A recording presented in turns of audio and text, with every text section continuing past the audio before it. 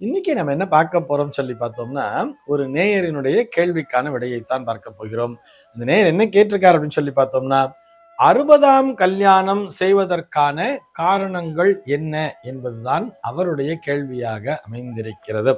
முதல்ல 60ஆம் கல்யாணம்னா என்னங்கிறத புரிஞ்சுக்கணும். நம்ம எல்லாரும் என்ன நினைச்சுக்கிறோம், கல்யாணம் அப்படின்னு சொன்னாலே விவாகம் என்பது போல அந்த திருமாங்கல்யத்தை கட்டுகிறார்கள் அல்லவா, அதனால அது கல்யாணம், 60ஆம் கல்யாணம்.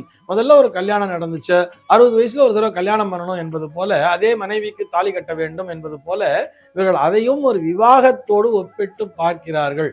உண்மையை சொல்ல வேண்டும் என்று சொன்னால், விவாகத்திற்கும், அதாவது விவாகம் என்று சொல்லப்படக்கூடிய திருமணத்திற்கும் 60ஆம் கல்யாணத்திற்கும் எந்த விதமான சம்பந்தமும் இல்லை என்பதே. 60ஆம் கல்யாணம், கல்யாணம்னு சொன்னா, கல்யாண அப்படின்னு சொன்னா மங்களகரமான அர்த்தம். ஒரு மங்களகரமான நிகழ்வு. 60 வயது பூர்த்தி அடையும் பொழுது அதனை 60ஆம் கல்யாணம் என்ற பெயரிலே சொல்கிறார்கள். அதாவது இவர் 60 வருஷம் வரைக்கும் வாழ்ந்திருக்கார் இல்லையா, ஒரு சைக்கிள், ஒரு சுற்று என்பதை முடித்திருக்கிறார். மறுபடியும் அடுத்த சுற்றுக்குள்ளாக உள்ளே நுழைகிறார். இதை எப்படி சொல்வார்கள் என்று சொல்லி பார்த்தோம்னா, சஷ்டி அப்த பூர்த்தி சாந்தி என்ற பெயரிலே சொல்லுவார்கள். இது ஒரு சாந்தியாக, ஒரு சாந்தி பரிகாரமாகத்தான் செய்யப்படுகிறது. சஷ்டி அப்த பூர்த்தி சாந்தி. அது என்ன சார் 60 அப்படின்னு கணக்கு கேட்டோம்னா, கால கணக்கு என்பதை 60ஆகத்தான் பிரித்து வைத்திருக்கிறார்கள் நம்முடைய முன்னோர்கள். முன்னோர்கள் என்று சொல்வதை விட இன்றைய தேதியிலே கூட நம்ம கரெக்டா எல்லாமே 60 வச்சிருக்கோம் கால கணக்கினை பொறுத்தவரை. மற்றவைகள்லாம் பார்த்தோம்னா அதனுடைய அளவுங்கிறது மாறிடுச்சு. உதாரணத்துக்கு பார்த்தோம்னா, அன்னைக்கெல்லாம் மைல் கணக்குன்னு ஒண்ணு சொல்லுவா தெரியுமா? 60 மைல் அப்படின்னு சொன்னா அது 100 கிலோமீட்டரை குறிக்கும். 6 மைல்னு சொன்னா 10 கிலோமீட்டர் குறிக்கும். அன்னைக்கெல்லாம் மைல் தான் வச்சிருந்தா, 60 மைல் அப்படிங்கிற மாதிரி தான் வச்சிருந்தா 100 கிலோமீட்டர். ஆனா இன்னைக்கு காலப்போக்கில் எஸ்ஐ யூனிட்ஸ்ன்னு சொல்லுவா. இந்த ஸ்டாண்டர்ட் யூனிட்ஸ், எஸ்ஐ யூனிட்ஸ் மாறின உடனேயே ஒன்லி கிலோமீட்டர் எல்லாமே 10 அடிப்படையிலே பிரிக்கப்பட்டது இல்லையா? நமக்கே தெரியும், 10 millimetre, 1 centimetre, 10 centimetre, 1 decimetre, 10 decimetre, 1 மீட்டருங்கிற மாதிரிலாம் நம்ம பிரிச்சுக்கிட்டே வரோம் இல்லையா?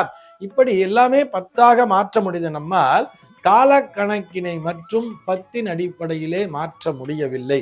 அது எல்லாமே 60ஆகத்தான் இருந்து கொண்டிருக்கிறது. அப்படியே யோசிச்சு பாருங்களேன், 60 செகண்ட், இந்த 60 செகண்ட் என்பதுதான் ஒரு நிமிடமாக இருக்கிறது. 60 நிமிடம் என்பதுதான் 1 மணி நேரமாக இருக்கிறது அல்லவா? 60 நிமிஷம் தான் கரெக்டா 60 அடிப்படையில் தான் வச்சிருப்பா. மணி என்ன அப்படின்னு சொல்லி கேட்டோம்னா, மணி 5:30 சார் அப்படின்னு சொன்னா என்ன அர்த்தம்? 5 மணி 30 நிமிடம் தான் அர்த்தம். அதையே ஒரு அளவு பெண்களுக்கு சொல்லிடுவோமே, இது புடவையினுடைய அளவு எவ்வளவுன்னு கேட்கும்போது 5.5 மீட்டர்பா.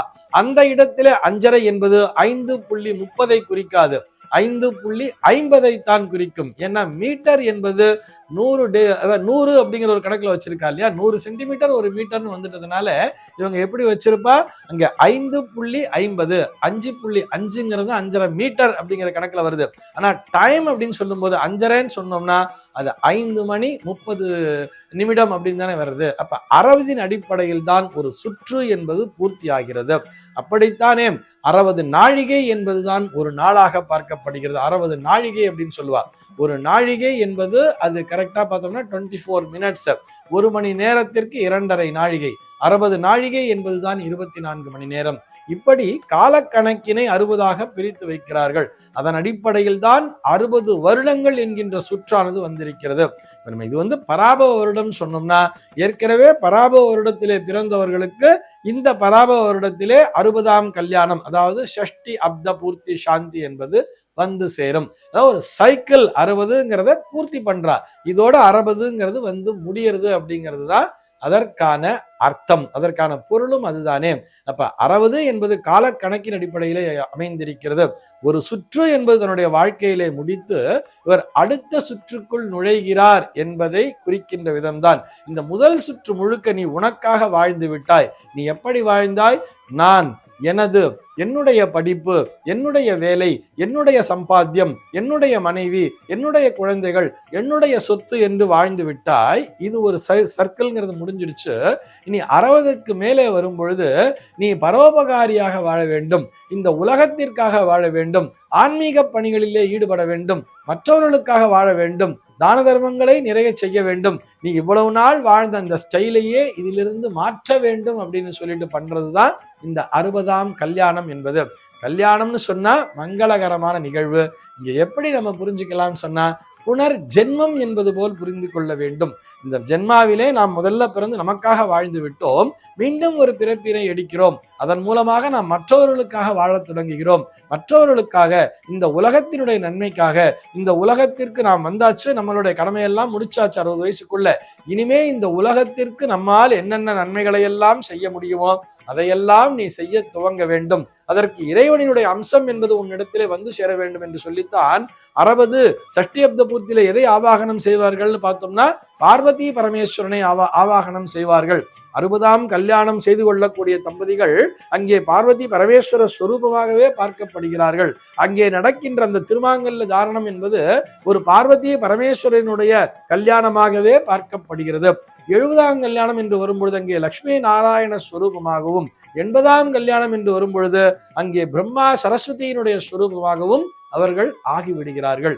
நிறைய தாத்பரியங்களை நம்முடைய முன்னோர்கள் தெளிவாக பிரித்து கொடுத்திருக்கிறார்கள். அவற்றை நாம் புரிந்து கொண்டாலே போதுமானது. சர்வே ஜனாஹ சுகினோ பவந்து.